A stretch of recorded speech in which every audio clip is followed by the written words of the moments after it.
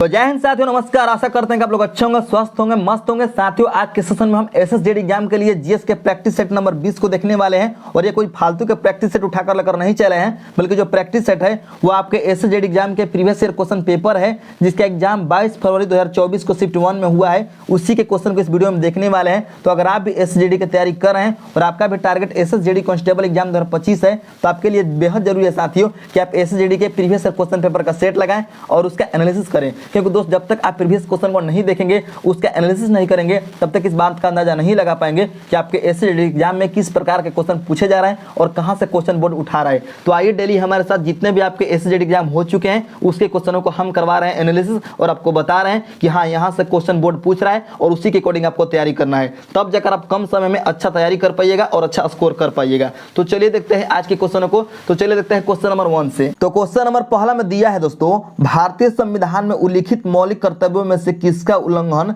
राष्ट्रीय ध्वज का अपमान करना है। भारतीय संविधान में उल्लिखित मौलिक कर्तव्यों में से किसका उल्लंघन राष्ट्रीय ध्वज का अपमान करना है। आप सभी को पता होगा साथियों, नहीं पता है तो हम आपको बता दे रहे हैं, ध्यान से सुनिएगा। आपके भारतीय संविधान के अनुच्छेद 51 के ए में टोटल 11 मौलिक कर्तव्यों की चर्चा है। कितने? टोटल 11 मौलिक कर्तव्यों की चर्चा है, जिसमें अगर आप पहले नंबर का मौलिक कर्तव्य, या इसी को कहीं कहीं क्वेश्चन में क लिखा जाता है या कहीं कहीं ए भी लिखा जाता है, जैसे यहाँ पर लिखा गया है, यानी पहले नंबर का मौलिक कर्तव्य का अगर आप अपमान करते हैं या उल्लंघन करते हैं तो ये माना जाता है कि आपने राष्ट्रीय ध्वज यानी तिरंगे का अपमान किया है, ये माना जाता है। तो इस क्वेश्चन का सही आंसर हो जाएगा ऑप्शन नंबर ए, अनुच्छेद 51 के ए, यानी क्वेश्चन में जो ए दिया है उसके वजह से ऑप्शन नंबर जो 1 है वह राइट आंसर हो जाएगा। और आपको हम एक और बात बताना चाहेंगे कि जो मौलिक कर्तव्य है ये भारतीय संविधान में 42वें संविधान संशोधन 1976 के तहत शामिल किया गया था। ठीक है, इस बात को भी आपको याद रखना है। नेक्स्ट हम देखते हैं 2 नंबर क्वेश्चन,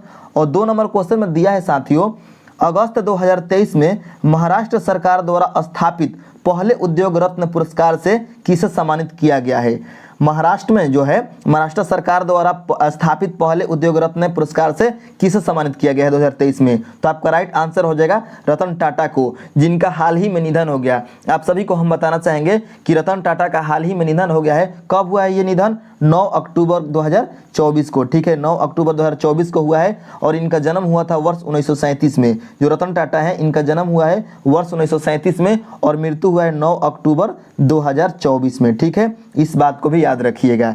नेक्स्ट हम देखते हैं आपका 3 नंबर क्वेश्चन, और 3 नंबर क्वेश्चन में दिया है दोस्तों, मातृ पृथ्वी के पुनर्स्थापन, जागरूकता, पोषण और सुधार के लिए प्रधानमंत्री कार्यक्रम यानी पीएम प्रणाम योजना 2023 में शुरू की गई थी। इसका उद्देश्य क्या था? यानी कहा जा रहा है कि जो पीएम प्रणाम योजना है दोस्तों, इसका उद्देश्य क्या है? तो आपका राइट आंसर हो जाएगा वैकल्पिक उर्वरकों के उपयोग को बढ़ावा देना और रासायनिक उर्वरकों का संतुलित उपयोग करना, यही इसका जो है योजना का उद्देश्य है। तो ऑप्शन नंबर 3 इस क्वेश्चन का राइट आंसर हो जाएगा।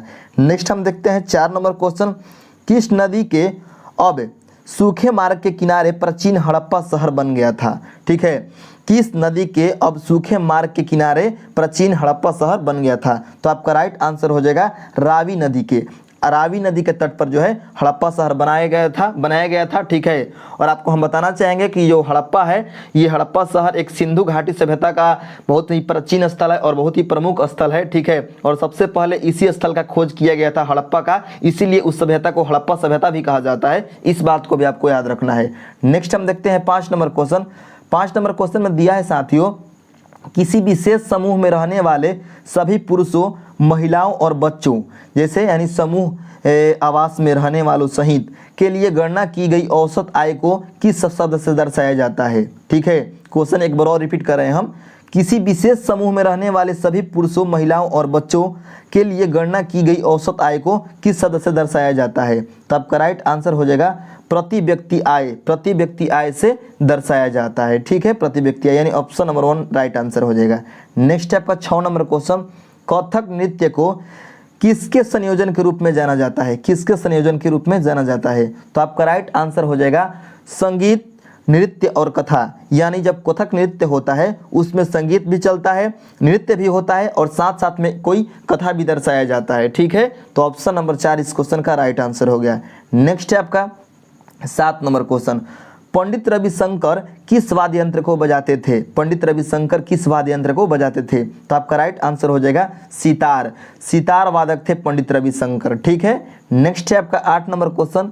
निम्नलिखित में से कौन सा भारत के सर्वोच्च न्यायालय द्वारा जारी किया जाने वाला रिट नहीं है?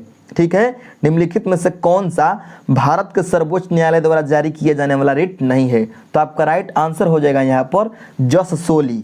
जस सोली जो है दोस्तों, ये भारतीय संविधान के सुप्रीम कोर्ट के द्वारा जारी किए जाने वाला रिट नहीं है। हम आपको बताना चाहेंगे कि जो भारतीय संविधान के सर्वोच्च भारत के जो सर्वोच्च न्यायालय है, जो भारत के सुप्रीम कोर्ट है, उसके द्वारा 5 रिट जारी किया जाता है। 5 रिट में आपका एक होता है बंदी प्रत्यक्षीकरण, दूसरा होता है परमादेश, तीसरा होता है निषेध, और चौथा होता है अधिकार परीक्षा, और 5वां होता है उत्प्रेषण। ठीक है, कौन कौन सा? बंदी प्रत्यक्षीकरण, परमादेश, निषेध, अधिकार परीक्षा और उत्प्रेषण। इस बात को याद रखना है। ठीक है, और भारतीय संविधान जो है, भारत संविधान के जो सर्वोच्च न्यायालय है, तो सर्वोच्च न्यायालय अपना रिट जारी करता है अनुच्छेद 32 के तहत। इस बात को भी याद रखना है। और उच्च न्यायालय यानी हाई कोर्ट जो रिट जारी करता है, वह जारी करता है अनुच्छेद 226 के तहत। ठीक है, नोट करते रहिएगा। नेक्स्ट है आपका 9 नंबर क्वेश्चन। राधा श्रीधर निम्नलिखित में से किस शास्त्रीय नृत्य से जुड़ी है? राधा श्रीधर जो है वह किस शास्त्रीय नृत्य से जुड़ी है? तो आपका राइट आंसर हो जाएगा, जो राधा श्रीधर है दोस्तों, यह भरतनाट्यम से जुड़ी हुई हैं, भरतनाट्यम से। और भरतनाट्यम जो है यह तमिलनाडु का जो है लोकप्रिय नृत्य है। जो भरतनाट्यम है ये तमिलनाडु का है। ठीक है, तमिलनाडु का। और सत्रिया जो है ये असम का है, असम का लोकप्रिय नृत्य है। और कथक जो है ये उत्तर भारत का है, उत्तर भारत का। और आपको हम बताना चाहेंगे, और जो मणिपुरी है ये मणिपुर का है। नेक्स्ट है आपका 10 number question. Simon commission Bharat में कब आया था? कब आया था, किस ईस्वी में आया था? तो आपका राइट आंसर हो जाएगा यहाँ पर ऑप्शन नंबर 4, 1928 में आया था आपके साइमन कमीशन। और आपको हम बताना चाहेंगे कि साइमन कमीशन का गठन जो है ये हुआ था नवंबर 1927 में। नवंबर 1927 में साइमन कमीशन का गठन हुआ था। और भारत आगमन हुआ था साइमन कमीशन का 3 फरवरी 1928 को। ठीक है, राइट आंसर हो गया ऑप्शन नंबर 4। नेक्स्ट हम देखते हैं 11 नंबर क्वेश्चन। गरीबी रेखा से नीचे रहने वाले आबादी का अनुपात गरीबी अनुपात या डैश कहलाता है? क्या कहलाता है? गरीबी रेखा से नीचे रहने वाले आबादी का अनुपात गरीबी अनुपात या क्या कहलाता है? तो ये कहलाता है हेड काउंट अनुपात। हेड काउंट अनुपात कहलाता है। ठीक है, नेक्स्ट आपका 12 नंबर क्वेश्चन। निम्नलिखित में से कौन सा समुदाय गुरु पर्व मनाता है? तो गुरु पर्व मनाता है दोस्तों आपके सिख धर्म वाले लोग। ठीक है, सिख जो लोग हैं वह गुरु पर्व मनाते हैं। नेक्स्ट है आपका 13 नंबर क्वेश्चन। भारतीय खिलाड़ी अंजुम चोपड़ा, अंजुम चोपड़ा जो है वह किस खेल से जुड़ी हुई हैं, यानी कौन सा खेल खेलती हैं? तो ये खेलती हैं क्रिकेट। क्रिकेट के खिलाड़ी हैं अंजुम चोपड़ा, याद रखिएगा। नेक्स्ट है आपका 14 नंबर क्वेश्चन। 2023 में किस मुख्यमंत्री ने पुराने मराठा कुणबी को कुणबी प्रमाण पत्र जारी करने की घोषणा की थी? 2023 में किस मुख्यमंत्री ने पुराने मराठा कुणबी को कुणबी प्रमाण पत्र जारी करने की घोषणा की थी? तो आपका राइट आंसर हो जाएगा एकनाथ शिंदे। एकनाथ शिंदे। ठीक है, और ये वर्तमान में महाराष्ट्र के सीएम है, यानी चीफ मिनिस्टर है, मुख्यमंत्री।